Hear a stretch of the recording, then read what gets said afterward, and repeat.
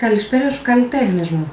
Βρίσκομαι σε αυτό το σημείο της αναδιαμόρφωσης της αυλής σε αυτόν τον τοίχο. Σιγά σιγά θα κάνουμε και άλλα πράγματα να φτιάξουμε όλο το χώρο της αυλής μαζί. Τη διαδικασία θα τη βλέπετε σε μεγάλα βίντεο που όταν έχει προχωρήσει η δουλειά θα φτιάχνονται αναδιαστήματα, part 1, part 2, part 3, δεν ξέρω πόσα θα χρειαστούν μέρη.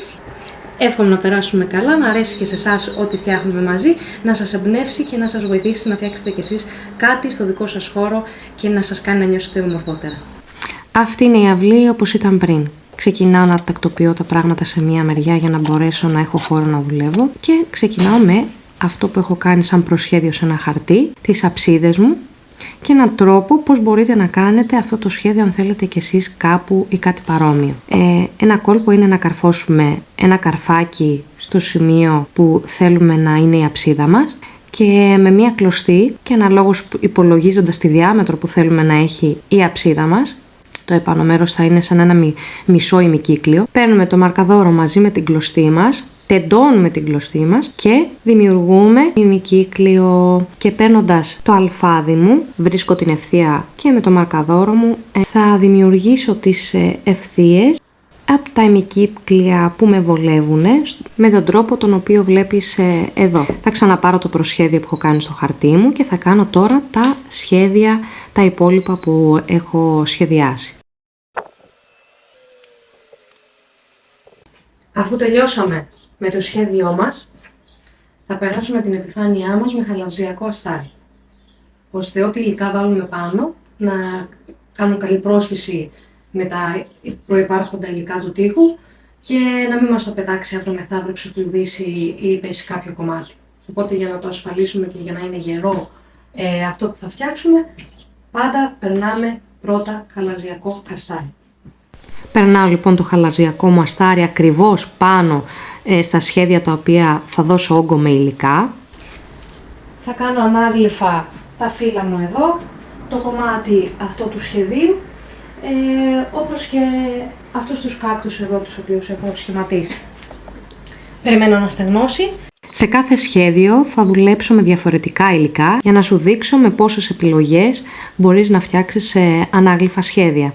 Εδώ στα φύλλα μου ξεκίνησα με σοβά και αφού περάσω όλο το υλικό μου παίρνω ένα πινέλο και δημιουργώ γραμμές προς το εσωτερικό του φύλλου για να δημιουργηθούν όπως και οι φυσικές ραβδώσεις που έχει ένα φυλαράκι και τα σχέδια. Εδώ με μια σπατουλίτσα τελειοποιώ το σχέδιό μου. Σε αυτό το σημείο θα προχωρήσουμε σε μια διαφορετική τεχνοτροπία. Θα χρησιμοποιήσουμε ακριλικό στόκο αυτή τη φορά και ένα σφουγγάρι. Βουτάμε το σφουγγάρι μας μέσα στον ακριλικό στόκο, την δεύτερη αψίδα μας, ταμποναριστά, αφήνοντας στόκο πάνω στην επιφάνειά μας. Αφού περάσουμε όλη την επιφάνεια που θέλουμε, την αφήνουμε να στεγνώσει κανένα μισάωρο και παίρνουμε μια σπάτουλα και τραβάμε το υλικό μας προς μια κατεύθυνση. Με αυτόν τον τρόπο που βλέπεις εδώ. Με αυτή τη σπάτουλα που είναι για να πλώνουμε την κόλλα πλακιδίων, ερχόμαστε και χαράζουμε την επιφάνεια αυτή με το στόκο μας, ώστε να δημιουργηθούν εκδορές.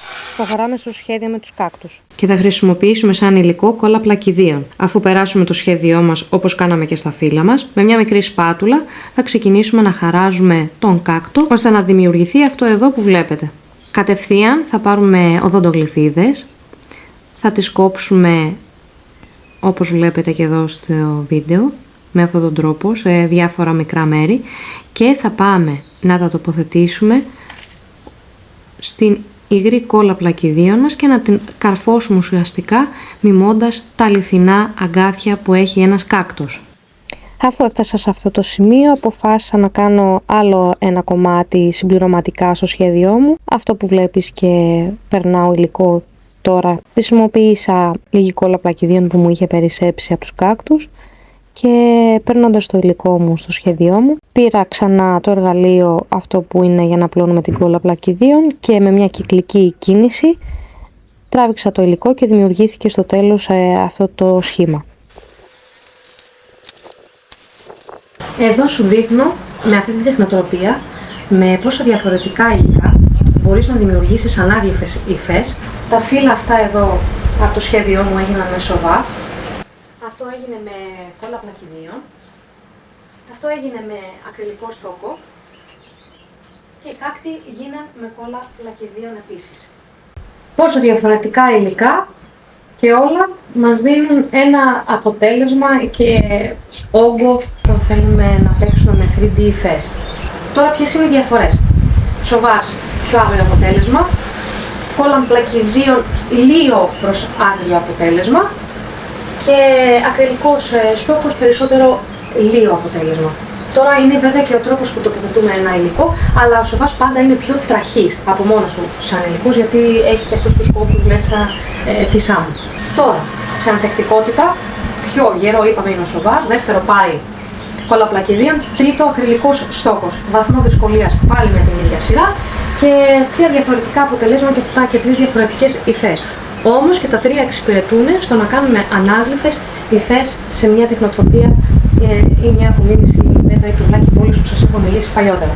Εφόσον στεγνώσουν πλήρως όλες οι επιφάνειες, περνάμε ολόκληρη την επιφάνειά μας με ακριλικό πλαστικού αστάρι. Και έτσι ολοκληρώσαμε το δομικό τεχνικό κομμάτι της τεχνοτροπίας. Μείνετε συντονισμένοι και κάνετε εγγραφή, γιατί έρχεται δεύτερο βίντεο με τον χρωματισμό και την τελειοποίηση αυτής της τεχνοτροπίας.